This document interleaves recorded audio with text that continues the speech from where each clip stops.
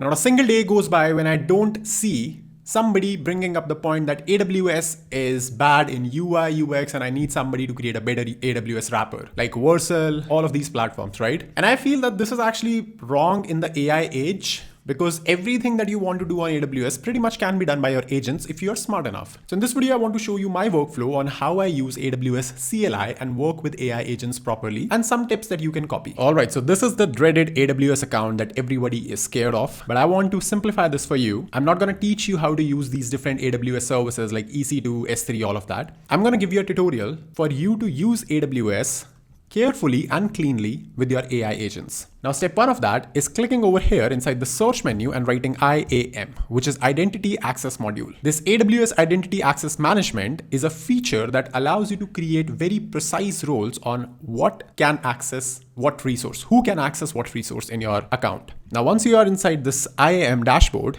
just go to this IAM users and click on this create user, right? Specify the name as, let's say, AWS AI user, let's say for now. You don't want to give the console access for this user because this will be explicitly used by your agent.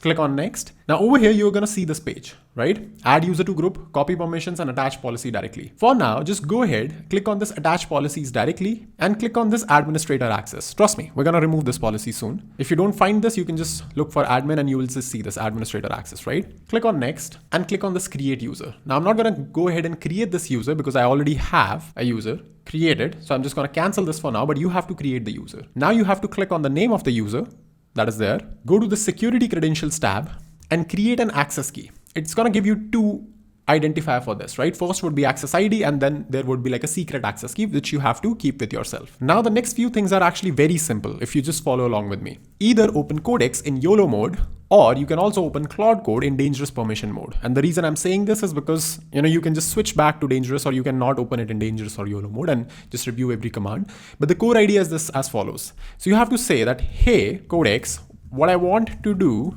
is set up AWS CLI on my computer and use an AWS user associated with the CLI. Here are the credentials for that user. And this is where you're going to paste the access keys that you got from here, right? The credentials when you created. So you're going to paste those credentials here. And all you have to say is that, can you please set this user up using AWS CLI and make it work so that I can use AWS CLI. Now, when you do this, any agent that is good enough, I would recommend GPT 5.5 or Opus only. Don't do with any weird AI agent, which is not that intelligent. Do this with an actual good agent. Any agent good enough would be able to do this, right? Now, I'm not going to run this for you. So you run this prompt, and by the time it is done, your AI agent is done, you're going to get AWS CLI like this. To verify that your AWS is actually connected with the same user, run this command, AWS STS get caller identity. It's going to show you something like this. Or you can also just ask your AI agent, right? Can you check if I am authenticated with AWS CLI, right? And if you ask your AI agent, it's going to run most likely the same command, right? So it's going to tell you that, yes, you're authenticated. Now, the next thing is that the reason I asked you to give it an admin permission, first of all, is for you to set up things, right? Now, this AWS CLI user that we have just created, it has administrator access. So the next thing that I want you to do is configure what this AI can and cannot do. So that is going to be a prompt in itself. So what it's going to be is, for example, let's say that I want you to update this AWS CLI IAM policy to give me access to the following things. Or not even actually not give me access, give the CLI user access to the following things. And over here, write everything that you want in whatever mode. So for example, let's say I want this to have CloudWatch read-only access, right? Let's say I wanted to have EC2 read-only access, everything. Let's say I give it, let's say S3, create buckets access, but not delete, important. Right? So you can obviously, because this is your AI system, you can talk about things like this. You can say AWS Lambda access full, let's say for now, right? So you specify in your natural language what all things you want in what level of restrictions. Now, AWS actually is a very solid system, and this IAM policy system that I'm talking about is actually a very granular system that can help you create a policy that gives you access to only the things that you want. And finally, you can say that please add this custom policy to my user, this CLI user directly, right? Now, when you do something like this, what's going to do is it's going to create a JSON policy and it's going to apply it to your account. I'm going to show you an example of this, right? So this user that I'm showing you does not has administrative access because I've obviously removed it. But you see this read-only audit policy that is there. This is created by AI for me. And if you open this policy, you're going to see that if I switch to this JSON mode, this is something that AI actually asked me that it needs access to, right? And I gave it access. So for example, look at this. It has access to all my cost and billing so that I can ask for it. It has access to all the EC2 instances and the Lambda functions for creating. You see that there is no way for this CLI user to delete any EC2, right? So I've not given it access on that. Similarly, it has access to S3, it has access to database for DynamoDB and so on. It has access to Route 53, CloudFront, all of that. And it has a bunch of monitoring access as well, right? So what you want to do is effectively use the first administrative permission to create all the necessary roles that you want. And once you're satisfied with that, go back to your permissions tab over here and search for the admin role that you added. Now, I have not added it right now, so I'm not able to see that, but you will see an admin role over here. Select that and remove that role. Now, what has happened is that you have a user, you have a CLI user that has access to only the resources that you want, and it can be used safely with the help of AI. And now you can do anything that you want. Now, if you're not an advanced user, I would not recommend that you give your AWS CLI user the ability to do destructive access, like deleting something or modifying some configuration which can bring systems down. So in most cases, when you're working with AWS infrastructure over CLI, it's super important that your prompts are very clear, right? You have to explicitly tell the agent what you need to do, because otherwise it can create a mess. So for example, the AI agent system prompt that I have and the policy that I have right now, basically I use this AI for figuring out the billing part, right? So for example, let me ask it, can you give me a cost breakdown of EC2 instances that I am running right now by tags.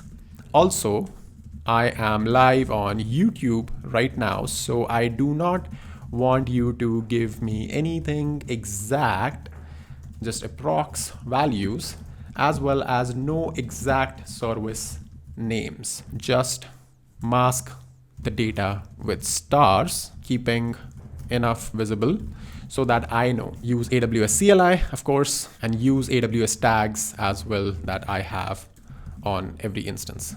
Right, so this is obviously not a replacement of you not understanding AWS at all. But what I have seen is that this makes it extremely easy for you to figure out what's going on. For example, I can run this once a day and I clearly have understanding on what's going on in my billing part, which is otherwise sort of a mess, right? If you go to billing console and if you're sort of trying to get a hold of what's going on, where is the expense going on, this actually avoids that. So let me show you this. So as you can see, it has started running commands that you don't necessarily need to know about. And because this is also running in read-only mode, specifically, because of the permissions that I have given it, I am very sure that it can't do anything destructive even by mistake. And by the way, you can use this CLI for a bunch of things. For example, I'm using it for cost checking.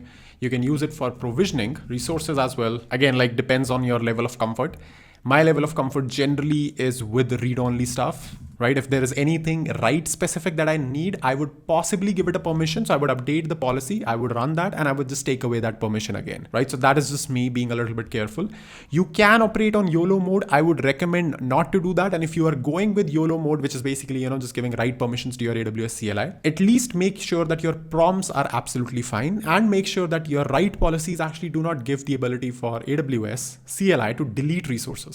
And of course, in AWS, you can also have a separate account, right? So if you want to give your AI agent a completely different account for your experiments and you don't want to run anything on production, which is your own actual real systems and stuff, then you can also do that. This is also particularly helpful for prompts like, how do I reduce my bill? For example, one of the things that I ask AWS CLI a lot of times is that tell me which instances are over provisioned based on their CPU, memory, usage pattern over the last month or so, right? So basically what you can ask AWS is that store all the data in CloudWatch, which is how, it stores the amount of memory, bandwidth, storage, all of that, and use that to get to the information like how you can save bill, right? So the core idea again is that you use AWS CLI as a central thing and give it to your agent under the write policy. So this policy is super important. This has to be right, the RIGST, not the WRITE. It has to be a right policy, which may include right or not. So it's up to you. So yeah, that's pretty much it for this video. Do let me know if you were able to configure your AWS CLI like I showed you, and if there are any interesting experiments that you're running with it. So that's all for this video. Hopefully you liked it. If you did, make sure to leave a like and subscribe to the channel. I'm gonna see you in the next video